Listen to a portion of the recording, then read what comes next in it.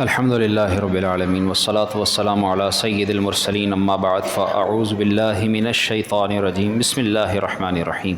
فرض علوم کے 42 سلسلے ہو چکے ہیں، آج سلسلہ نمبر 43 ہے۔ آج کا موضوع ہے حدود کا بیان، جو کہ ایک تفصیلی موضوع ہے اور اس کے تحت کئی چیزیں داخل ہیں کہ حدود کسے کہتے ہیں، کس کس چیز کی حدود کا قرآن میں حدیث میں بیان کیا گیا ہے وغیرہ وغیرہ۔ اولاً یاد رکھیے کہ حدود جمع ہے حد کی، اور اس کا معنی ہوتا ہے شرعی سزا، کہ ایسا گناہ جس کی قرآن میں یا حدیث میں کوئی ایسی شرعی سزا بیان کی گئی ہو کہ جس کا نافذ کرنا سلطان یعنی بادشاہ پر، جو امیر ہو، امیر المومنین ہو، خلیفہ وقت ہو، اس کی ذمہ داری ہوتی ہے کہ وہ جرم ثابت ہونے کے بعد اس کی شرعی سزا کا نفاذ کرے، اسے نافذ کروائے۔ جیسے چوری ہے، شراب پینا ہے، ایسے ہی تہمت، کسی پاک دامن عورت پر برائی کی تہمت لگانے کی سزا ہے، ایسے ہی حد قذف جسے کہا جاتا ہے، یوں ہی قتل کی سزا ہے، یوں ہی زنا کی سزا ہے۔ تو اس طرح یہ مختلف سزائیں ہیں جسے قرآن کریم میں بیان بھی کیا گیا ہے۔ اس سے متعلق قرآن کریم میں اللہ تعالیٰ نے ارشاد فرمایا والذین لا يدعون مع اللہ الہا آخر ولا يقتلون النفس التي حرم اللہ الا بالحق ولا یزنون۔ اور اللہ کے بندے وہ ہیں کہ خدا کے ساتھ دوسرے معبود کو شریک نہیں کرتے اور اس جان کو ناحق قتل نہیں کرتے جسے خدا نے حرام کیا۔ یعنی ناحق قتل کرنا، کسی کو مار ڈالنا، جان لے لینا، یہ حرام ہے، اور اگر کوئی قتل کرے گا تو اس کی سزا شرعی سزا ہے۔ یوں ہی فرمایا ولا یزنون، اور اللہ کے بندے وہ بھی ہیں کہ جو زنا نہیں کرتے، بدکاری نہیں کرتے، برائی نہیں کرتے۔ معلوم ہوا کہ جو ایسا کریں تو وہ بھی حرام کے مرتکب ہیں، اور اس کی بھی سزا قرآن کریم میں بیان کی گئی ہے۔ اللہ نے ارشاد فرمایا وَمَن يَفْعَلْ ذَلِكَ يَلْقَ آثَامًا، اور جو یہ کام کرے گا وہ سزا پائے گا، يُضَاعَفْ لَهُ الْعَذَابُ يَوْمَ الْقِيَامَةِ وَيَخْلُدُ فِيهِ مُهَانًا، جو یہ کام کرے گا وہ قیامت کے دن سزا پائے گا اور اس پر عذاب بڑھایا جائے گا، اور ہمیشہ ذلت کے ساتھ یہ اس میں یعنی دوزخ میں رہے گا۔ ایسے ہی زنا سے متعلق ایک مقام پر ارشاد ہوا والذین هم لفروجهم حافظون، اور وہ جو اپنی شرم گاہوں کی حفاظت کرتے ہیں، الا علی ازواجہم او ما ملکت ایمانہم فانہم غیر ملومین، ہاں شرم گاہ کی حفاظت اپنی زوجہ یا باندیوں کے اعتبار سے نہیں، بلکہ فمن ابتغى وراء ذلك فاولئک هم العادون، جو ان کے سوا یعنی زوجہ کے سوا اور کسی جگہ منہ مارے اور کچھ چاہے تو پھر یہ حد سے گزرنے والا ہے۔ ایسے ہی فرمایا ولا تقربوا الزنا، تم زنا کے قریب نہ جاؤ، انہ کان فاحشہ، بے شک یہ بے حیائی ہے، وساء سبیلا، اور برا راستہ ہے۔ اس کی سزا قرآن کریم میں واضح الفاظ میں بیان کی گئی کنوارے اور شادی شدہ کے اعتبار سے۔ فرمایا 18ویں پارے میں رب العالمین نے سورہ مومنون کی آیت نمبر 2 میں، سورہ نور کی آیت نمبر 2 میں الزانیۃ والزانی، زنا کرنے والی اور زنا کرنے والا دونوں کی الگ الگ سزا، یعنی دونوں کا الگ الگ نام لیا۔ فجلدوا کل واحد منہما مئۃ جلدہ، دونوں اگر یہ یعنی عورت ہو یا مرد ہو، وہ اگر برائی کا ارتکاب کریں تو انہیں 100 کوڑے مارے جائیں گے۔ یہ ہے کنوارے مرد یا کنواری عورت اگر ایسا کام کرے تو اس کی سزا، اور اگر یہ شادی شدہ ہوں تو اس کے متعلق بھی قرآن کریم کے اندر واضح الفاظ میں، حدیث پاک میں بھی اس کے متعلق ذکر کیا گیا ہے، یعنی حد سزا کا نافذ کرنا یہ کتنا ضروری ہے اور یہ کتنا اہم ہے۔ آپ صلی اللہ علیہ وسلم نے ارشاد فرمایا حدود میں سے کسی حد کا قائم کرنا 40 رات کی بارش سے بھی زیادہ بہتر ہے، یعنی 40 راتیں بارش ہو اور اس کے مقابلے میں اگر اللہ کا حکم نافذ کیا جائے، سزا دی جائے، جرم ثابت ہو جائے، پھر وہ سزا نافذ کی جائے، تو یہ اس 40 راتوں کی بارش سے زیادہ بہتر ہے۔ کیوں؟ کیونکہ اس میں شرعی حکمتیں ہیں۔ جہاں بارش سے کئی فوائد ہوتے ہیں، لیکن ان فوائد کے مقابلے میں لوگوں کی اصلاح کے طور پر شرعی حد کا نافذ کرنا یہ اس کے فوائد سے کئی گنا بڑھ کر ہے۔ مثال کے طور پر اگر کوئی شخص چوری کرتا ہے، اب ہمارے معاشرے کے اندر جس طرح چوریاں عام ہیں، آئے دن ڈکیتی، ڈاکہ زنی، چوری اور لوٹ مار، یہ یہاں تک کہ قتل و غارت تک بھی ہوتا ہے، تو ان کی سزاؤں میں سے مثال کے طور پر چوری کی سزا کو لے لیجیے، جس کی سزا ہے کہ چور یعنی چوری کرنے والا مرد ہو یا عورت، اس کے متعلق بھی واضح الفاظ میں قرآن کریم میں بیان کیا گیا 6 پارے میں السارق والسارقۃ فاقطعوا ایدیہما، کہ چور اور چورنی ان کے ہاتھ کاٹے جائیں۔ اب یہی سزا اگر ایک دفعہ نافذ ہو جائے اور سر عام جب یہ حد نافذ کی جائے تو کتنے لوگ اس سے عبرت پکڑیں گے، کتنے لوگوں کو نصیحت حاصل ہو جائے گی۔ جن لوگوں کو وہ اس طرح سزا پاتا دیکھیں گے تو ان کی یہ حالت دیکھ کر ظاہر سی بات ہے کہ انسان اپنا بسا اوقات بہت بڑا نقصان برداشت کر لیتا ہے، لیکن اپنے کسی عضو کا تلف ہونا اس سے برداشت نہیں ہوتا۔ کسی کو کہا جائے نا تم 1 کروڑ روپے لے لو، اپنی ایک آنکھ پھوڑ لو، کبھی بھی نہیں کرے گا کہ وہ اپنی آنکھ پھوڑ لے، کتنا اس کو لالچ دیا جائے۔ ایسے ہی کسی کو کہا جائے کہ اپنا ایک ناخن ذرا یہ کھینچ کر نکال لو یا اپنی انگلی کاٹ لو، تو وہ اس پر راضی نہیں ہوگا جلدی سے۔ تو یہ عذر کی اتنی اہمیت ہے۔ تو اب کسی کا ہاتھ ہی کٹ جائے اور اس کو دیکھنے والے لوگ، ایک تو وہ خود آئندہ ایسا کام نہیں کرے گا، اور اس کی وجہ سے وہی کام جو آگے نسلوں تک جانا تھا، کیونکہ چور کی جب نسل آگے چلتی ہے تو وہ پھر اس کی اولاد بھی چوریاں کرتی ہے، اس کی اولاد میں بھی وہ کام منتقل ہوتا ہے، یعنی ماں باپ کی خصلتیں یہ نسلوں تک جاتی ہیں، تو وہ کتنی نسلیں بچ جائیں گی۔ اور ایسے ہی اس کو دیکھ کر جو دوسرے لوگ چوری سے بچیں گے تو وہ بھی ایک تو گناہ سے بچیں گے، اور اگر چوری کرنے والے وہ جو بچیں گے ان کی وجہ سے جو دوسروں کو نقصان ہونا تھا وہ کتنا بڑا نقصان بچے گا۔ اور اس طرح یہ جب نقصان بچے گا، چوریاں بچیں گی، تو اس طرح چوروں کو پکڑنے والوں کا وقت بچے گا۔ یعنی اگر اس کی حکمتوں کے پیچھے جائیں گے نا، جس کی علماء نے بڑی کتابیں لکھی ہیں، تو اندازہ ہوگا کہ شرعی حد کے ایک سزا کے نافذ کرنے میں کتنے لوگوں کا بھلا ہو جاتا ہے۔ بظاہر وہ دکھتا یہ ہے کہ اس کے ساتھ یہ زیادتی ہے، اس کا ہاتھ کاٹا جائے گا یا کوڑے مارے جائیں گے یا اس کو پتھروں سے مارا جائے گا وغیرہ وغیرہ، تو یہ بظاہر دکھتا ہے، لیکن اس کے پیچھے بہت ساری حکمتیں پوشیدہ ہیں جنہیں اللہ رب العالمین نے قرآن کریم کے ذریعے بیان کیا ہے، اور اللہ ہی وہ حکمتیں جانتا ہے۔ آپ صلی اللہ علیہ وآلہ وسلم نے یہ بھی ارشاد فرمایا، اللہ کی حدود کو قریب و بعید سب میں قائم کرو، یعنی یہ نہ دیکھو کہ یہ قریبی ہے یہ دور کا ہے، نہیں، سب میں برابر، اور اللہ کا حکم بجا لانے میں ملامت کرنے والے کی ملامت تمہیں نہ روکے۔ بعض اوقات کہتے ہیں کہ ہم اگر سزا دیں گے تو وہ کیا کرے گا، یا اگر اس نے ایسا کر دیا تو، جس طرح ہمارے ہاں کتنی ایسی سزائیں ہیں، آپ دیکھیے کہ غریب اگر کوئی گناہ کرے، کوئی سزا، کوئی چوری کرے تو اس کے لیے فوراً جو ہے وہ سارے قانون لاگو ہو جاتے ہیں، اور وہی اگر کوئی کام امیر کرے تو پیسے دے کر چھوٹ جاتا ہے، نہ اس کی پکڑ دھکڑ ہوتی ہے، نہ اس کو سزا ہوتی ہے، نہ اس پر مقدمہ چلتا ہے، نہ کچھ۔ اور یہ تو بات ہو رہی ہے قانونی، یعنی قانون کے اعتبار سے کہ جو کہ اسلامی نہیں ہے۔ اور اگر اسلامی قانون کی بات کی جائے جو رسول اللہ صلی اللہ علیہ وسلم کے دور میں تھا، صحابہ کے دور میں تھا، اور مسلمان کا اصل قانون تو قرآن حدیث ہی ہے، کہ جو کچھ قرآن و حدیث میں بیان کر دیا گیا وہی مسلمان کی زندگی کا قانون ہے، یہی دستور ہے، یہی اس کا عمل کا یہ نمونہ حیات ہے کہ اس کے مطابق وہ زندگی گزارے۔ اب اس اعتبار سے دیکھا جائے تو آپ صلی اللہ علیہ وآلہ وسلم کی بارگاہ میں روایتوں میں ملتا ہے کہ ایک مخزومی عورت نے چوری کی، جس کی وجہ سے قریشیوں کو یہ فکر لگ گئی ہے، یا ان کے خاندان سے تھی وہ، تو ان کے خاندان کی جس عورت نے چوری کی، اب اس کی وجہ سے اگر اس کی سزا نافذ ہوتی ہے، اس کو سزا ملتی ہے تو بدنامی ہوتی ہے کہ اس خاندان کی عورت نے چوری کی اور اس کو سزا ملی، تو وہ بدنامی کی وجہ سے انہوں نے یہ سوچا کہ اس کو کیسے بچائیں۔ آپس میں لوگوں نے کہا کہ اس کے بارے میں کسی سے سفارش کروا دی جائے تاکہ یہ سزا سے بچ جائے، جتنا پیسے دینے ہوں گے دے دیں گے، جس طرح آج کل ہیں بڑے بڑے عمراء کہ جو پیسے کے بلبوتے پر یا تعلقات کی بنا پر سزاؤں سے بچ جاتے ہیں اور سب کچھ معاف کرا لیتے ہیں معاذ اللہ۔ آپ صلی اللہ علیہ وسلم کی بارگاہ میں جب ایک شخص کو سفارش کے لیے بھیجنا چاہا لوگوں نے، اور وہ شخص تھا اسامہ بن زید، لوگوں نے کہا کہ یہ رسول اللہ صلی اللہ علیہ وسلم سے سفارش کرے گا تو انہیں بچت ہو جائے گی۔ اسامہ بن زید نے جب سفارش کی، یعنی یا رسول اللہ اس عورت کو چھوڑ دیں اور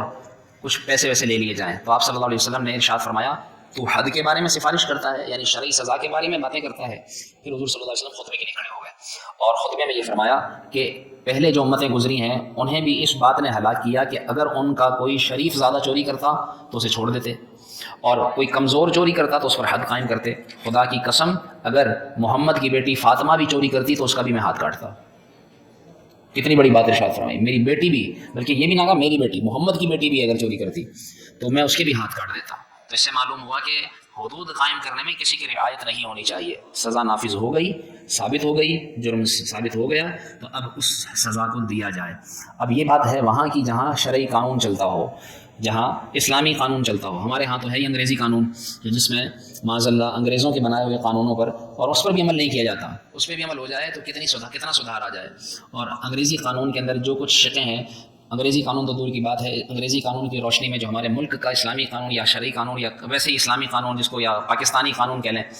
تو وہ جو بنایا گیا ہے اگر اس پر بھی عمل ہو جائے تب بھی بچت ہو جائے۔ لیکن افسوس کہ ہمارے ہاں اول تو کسی کو قانون کا پتہ نہیں، اور اگر قانون کا پتہ ہے تو پھر اس قانون کا عمل درآمد نہیں، اس پر عمل نہیں کیا جاتا، اس کا نفاذ نہیں کیا جاتا۔ تو یہ بہت زیادہ ایک طرح سے تنزلی اور پستی کی بات ہے مسلمانوں کے لیے، شرم کی بات ہے کہ مسلمان ملک ہو کر بھی، اسلامی جمہوریہ پاکستان ہو کر بھی یہاں پر اسلامی قانون نہیں بلکہ انگریز کا قانون نافذ ہے۔ ایسے ہی آپ صلی اللہ علیہ وآلہ وسلم نے ارشاد فرمایا کہ اللہ تعالیٰ نے محمد صلی اللہ علیہ وسلم کو حق کے ساتھ مبعوث فرمایا. یہ حضرت امیر المومنین نے خطبے میں ارشاد فرمایا اور فرمایا ان پر کتاب نازل کی، اور اللہ نے جو کتاب نازل کی اس میں آیت رجم بھی ہے. خود رسول اللہ صلی اللہ علیہ وسلم نے رجم کیا اور حضور کے بعد ہم نے رجم کیا، اور رجم کتاب اللہ میں ہے اور یہ حق ہے. اور رجم اس پر ہے جو زنا کرے اور شادی شدہ ہو، چاہے پھر وہ مرد ہو یا عورت، جبکہ گواہوں سے ثابت ہو جائے. یعنی چاہے گواہ سے ثابت ہو جائے یا حمل سے ثابت ہو جائے عورت کے، یا پھر وہ خود اقرار کر لے مرد یا عورت، تو ایسی صورت میں اس پر رجم کی سزا ہے. اب اس کے متعلق ویسے تو کئی احادیث کریمہ موجود ہیں. بہار شریعت مفتی امجد علی اعظمی علیہ رحمہ کی لکھی ہوئی، جس کی جلد 2 کے حصہ نمبر 9 میں یہ تفصیلی احادیث بھی بیان ہیں. اس کے متعلق شرعی احکام میں علماء لکھتے ہیں کہ حد ایک قسم کی سزا ہے جس کی مقدار شریعت کی جانب سے مقرر ہے. اس میں کمی بیشی نہیں ہو سکتی، اور اس کا مقصد کہ لوگوں کو ایسے کام سے باز رکھنا ہے جس کام کی وہ سزا ہے. اور جس پر حد قائم کی گئی وہ جب تک توبہ نہ کرے محض حد قائم کرنے سے بھی وہ پاک نہیں ہوگا. یعنی اگر کسی پر شرعی سزا لگ بھی گئی، اس کو مثال کے طور پر ہاتھ کاٹ بھی دیا، تو اب اس کا توبہ کرنا بھی ضروری ہے. یہ تو اس کی دنیا کی سزا ہے. آخرت کی سزا سے بچنے کے لیے اس کو توبہ بھی کرنی ہوگی.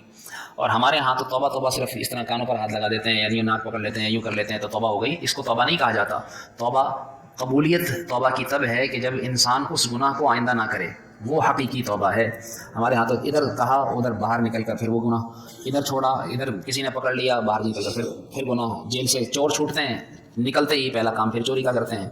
تو اس طرح کی توبہ نہیں ہے، بلکہ سزا کے ساتھ ساتھ اس کی اللہ کی بارگاہ میں بھی توبہ کرنا ضروری ہے کہ وہ اللہ سے توبہ کرے.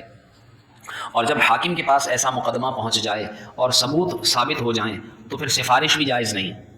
سفارش کرنا ہی جائز نہیں. ہمارے ہاں تو سارے گناہ ثابت ہو جاتے ہیں، ساری سزائیں نافذ ہو جاتی ہیں، سارے نوٹیفیکیشن چل جاتے ہیں، نکل جاتے ہیں، اس کے بعد بھی سب کچھ لیا کیا دیا سب کچھ کیا دھرا معاف ہو جاتا ہے معاذ اللہ. سفارشیں ہو جاتی ہیں، رشوتیں چل جاتی ہیں. ایسا شرعاً کوئی حکم نہیں. سزا ثابت ہو گئی ہے تو اب سفارش کی بھی اجازت نہیں ہے. اگر کوئی سفارش کرے گا بھی تو حاکم کے لیے چھوڑنا جائز نہیں ہے. اور اگر حاکم کے پاس پیش ہونے سے پہلے وہ توبہ کر لیتا ہے تب بھی علماء نے لکھا کہ تب جا کر اس کی حد ساقط ہو سکتی ہے، ورنہ سزا ہو گئی تو اب ایسی صورت میں سزا نافذ کرنی ہوگی. اور یہ کس کا کام ہے؟ حد قائم کرنا بادشاہ اسلام کا یا اس کے نائب کا کام ہے. یعنی باپ اپنے بیٹے پر یا آقا اپنے غلام پر حد قائم نہیں کر سکتا. ایسا نہیں ہے کہ بیٹے نے چوری کی تو باپ کہے کہ لاؤ میں تمہیں سزا دوں گا اور تمہارے ہاتھ کاٹوں گا. باپ یہ کام نہیں کر سکتا، یا آقا ہے اگر وہ اپنے غلام پر یہ کام نہیں کر سکتا. یہ کام صرف بادشاہ اسلام کا، جس کو ہم آسان الفاظ میں کہیں کہ گورنمنٹ کا کام ہے، سرکاری کام ہے. سرکاری اعتبار سے جیسے کسی نے اگر کسی کو قتل کر دیا تو اب بدلے میں دوسرا بندہ یہ نہیں کہے گا کہ لاؤ قتل کی سزا قتل ہے تو میں تمہیں قتل کروں گا، نہیں، بلکہ مقدمہ کیا جائے گا اور قانونی طور پر پھر جو چارہ جوئی کرنے کے بعد جو سزا نافذ ہوگی اس کے مطابق عمل درآمد ہوگا. ایسے ہی یہ بھی شرط ہے کہ جس پر حد قائم ہو، جس پر سزا لگائی جائے، اس کی عقل سلامت ہو، اس کا جسم سلامت ہو. پاگل مجنون جس کی عقل نہ ہو، یا ایسے ہی جس کا جسم سلامت نہ ہو، بہت زیادہ نحیف کمزور بیماری میں مبتلا ہو، تو ایسے پر شرعی حد قائم نہیں ہوگی. بلکہ یہاں تک لکھا کہ اگر پاگل درست ہو جائے یا نشے میں ہے اور جب وہ ہوش میں آ جائے اور بیمار ہے تو وہ صحیح ہو جائے تب اس پر حد قائم ہوگی، اس سے پہلے اس پر حد قائم نہیں ہوگی. علماء لکھتے ہیں حد کی چند صورتیں ہیں جن میں سے ایک حد زنا ہے. وہ زنا جس میں حد واجب ہوتی ہے، حد سے مراد سمجھ رہے ہیں سزا، اسلامی سزا. وہ زنا کہ جس میں حد واجب ہوتی ہے وہ یہ ہے کہ مرد عورت سے برائی کرے اور وہ برائی واضح ہو جائے. اب وہ برائی ایسی واضح ہو جائے کہ یا تو وہ دونوں اقرار کر لیں، خود منہ سے کہہ دیں کہ ہاں ہم نے ایسا کیا ہے، اور ان کے درمیان نکاح نہیں تھا، یعنی ان کا تعلق ناجائز تھا. یا پھر جو ہے وہ عورت کو امید ہو جائے تو پتہ چل جائے گا ظاہر ہے کہ اس نے اس کے ساتھ برائی کی ہے، تو اس کا امید سے ہونا ہی اس بات کی نشانی ہے کہ اس نے اس سے برائی کی ہے. یا پھر گواہوں کے ذریعے ثابت ہو جائے، اور گواہ بھی ایک دو نہیں بلکہ زنا کی سزا قائم کرنے کے لیے 4 گواہوں کا ہونا ضروری ہے، اور گواہ بھی چاروں کے چاروں مرد، عورت نہیں. اور ان گواہوں کی بھی شرائط ہیں کہ وہ گواہ بھی کیسے ہوں کہ وہ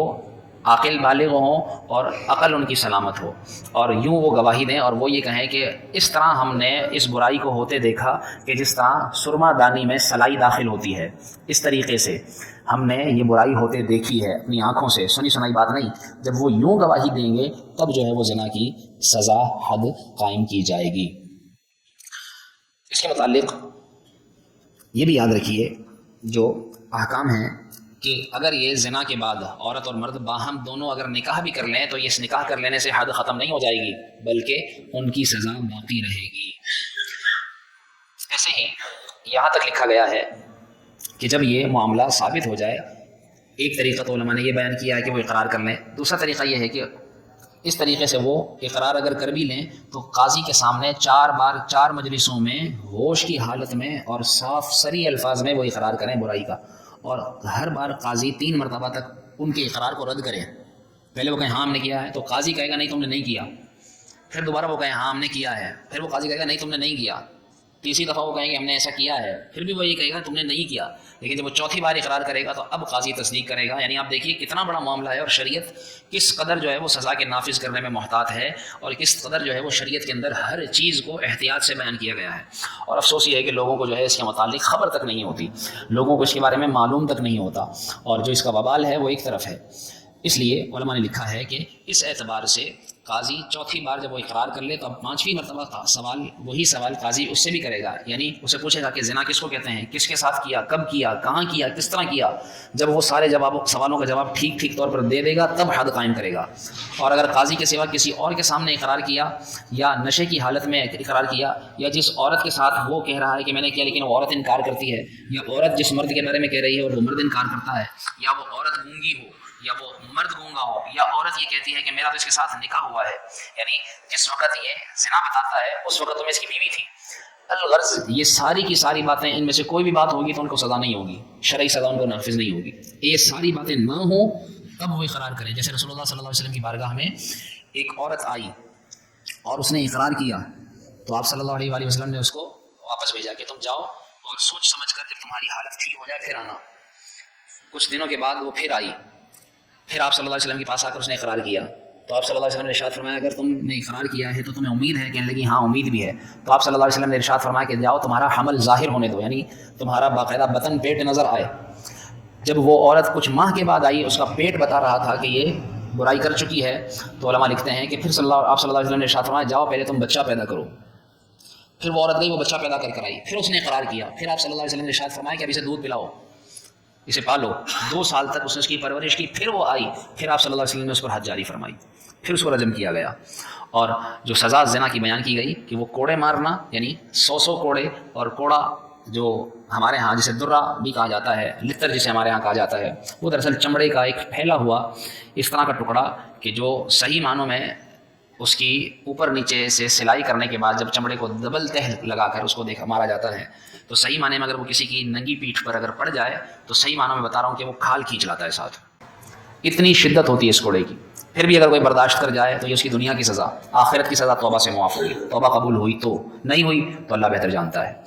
جبکہ اگر شادی شدہ مرد یا عورت زنا کرے اور پھر یہ ساری چیزیں ثابت ہونے کے بعد اس کی سزا ثابت ہو جائے، گناہ ثابت ہو جائے، گناہ گواہ گواہی دے دیں وغیرہ وغیرہ، سارے تقاضے پورے ہو جائیں، لکھت پڑھت ریکارڈنگ وغیرہ فی زمانہ، اس اعتبار سے تو پھر اس کی سزا رجم کرنا ہے۔ اور رجم کے متعلق علماء لکھتے ہیں کہ رجم یہ ہے کہ اس کو پتھر لوگ گھیرا بنا کر دائیں بائیں کھڑے ہو جائیں گے،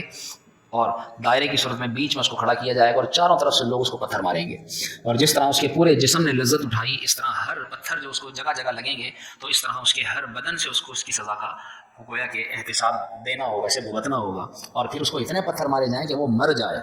آپ اندازہ کیجیے کس قدر شدت کی یہ سزا ہے، اور یہ جو ہے وہ شرعاً حد بیان کی گئی ہے۔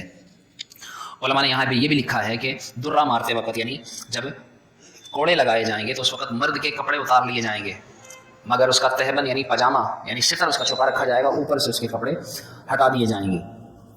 جبکہ عورت کو بٹھا کر درہ مارا جائے گا، جب اس کو کوڑے مارے جائیں گے تو عورت کو بٹھا کر، نہ لٹا کر، اور ایسے ہی مرد کو کھڑا کر کے اس کو درے لگائے جائیں گے۔ اور یہ بھی حکم ہے کہ ایک ساتھ یعنی ایک ہی دن میں 100 کے 100 کوڑے مارے جائیں گے، یہ نہیں کہ آج 50 آج اگلے دن 50، نہیں، ایک ساتھ 100 کے 100 کوڑے۔ کتابوں میں لکھا ہے کہ عورت کو اگر حمل ہو تو جب تک بچہ پیدا نہ ہو لے حد قائم نہ کریں، اور بچہ پیدا ہونے کے بعد اگر رجم کرنا ہے تو فوراً کر دیں بچہ پیدا ہونے کے بعد۔ ہاں اگر بچے کی تربیت کرنے والا کوئی نہ ہو تو 2 سال کی عمر ہونے کے بعد اس کو رجم کیا جائے گا بچے کی۔ دیکھیے شریعت کتنا لحاظ رکھتی ہے کہ اگر بچے کی تربیت کوئی کرنے والا ہے، اس کی پرورش والا کوئی ہے تو اس کو پھر مار دیں گے فوراً، اور اگر نہیں ہے تو پھر وہ بچے کو وہ عورت ہی پالے گی۔ اور اگر کوڑے مارنے کا حکم ہو تو بچے کی پیدائش کے بعد جو نفاس کے 40 دن ہیں وہ فوراً پورے ہوں گے، اور عورت کو پھر وہ کوڑے لگائے جائیں گے۔ ایسے ہی محسن ہونے کی یعنی اس کا شادی شدہ ہونے کی شرائط بھی علماء نے بیان کی ہیں کہ وہ آزاد ہو، پھر وہ عاقل ہو، پھر وہ بالغ ہو، مسلمان ہو، ان کا نکاح صحیح معنی میں ثابت ہو، اور میاں بیوی اس وقت وہ ان تمام اوصاف سے متصف ہوں، اور ساتھ ہی نکاح صحیح کے ساتھ ان کا پایا جانا ضروری ہے، یعنی مرد ہو یا عورت ان کا نکاح بھی صحیح معنی میں ثابت ہو، طلاق نہ ہوئی ہو وغیرہ وغیرہ. تو یہ ساری شرائط پائی جائیں گی، تب ان کو شادی شدہ سمجھ کر پھر ان کو رجم کیا جائے گا. خاص طور پر اس گناہ سے بچیں. فی زمانہ معاذ اللہ یہ گناہ بھی عام ہوتا جا رہا ہے، اور جگہ جگہ جو ہے وہ ایسے معاملات گلی گلی محلے محلے لوگوں کے متعلق ایسا معلوم پڑتا رہتا ہے کہ لوگ اس فعل میں بھی مبتلا ہیں. اور جس طرح پرفتن دور ہے اور جس طرح سوشل میڈیا کا دور عام ہے، تو اس اعتبار سے یہ معاملہ بے انتہا بہت زیادہ کثرت سے پایا جا رہا ہے. تو اس کو، اس کی برائی کو سمجھا جائے اور اس سے دور رہا جائے. اور خاص طور پر اس کے لیے یعنی اس گناہ سے بچنے کے جو اقدامات ہیں کہ نکاح جلد از جلد کیا جائے، اور اس کے علاوہ یعنی ایسا کوئی کام کہ جس کی وجہ سے انسان بدکاری میں مبتلا ہو، تو وہ سارے کام رد کیے جائیں، چھوڑے جائیں، ترک کیے جائیں، ان سے بچا جائے تاکہ مسلمان اس گناہ سے بچ سکے. وگرنہ قیامت کے دن زانیوں کی جو سزا، جیسا کہ جمعے کے بیان میں بھی بیان کی گئی کہ آپ صلی اللہ علیہ وآلہ وسلم نے ارشاد فرمایا کہ جو زنا کرنے والے مرد اور عورت ہیں انہیں ان کی چھاتیوں سے پکڑ کر لٹکایا جائے گا. اور بعض روایتوں میں آیا کہ ان کی شرم گاہوں سے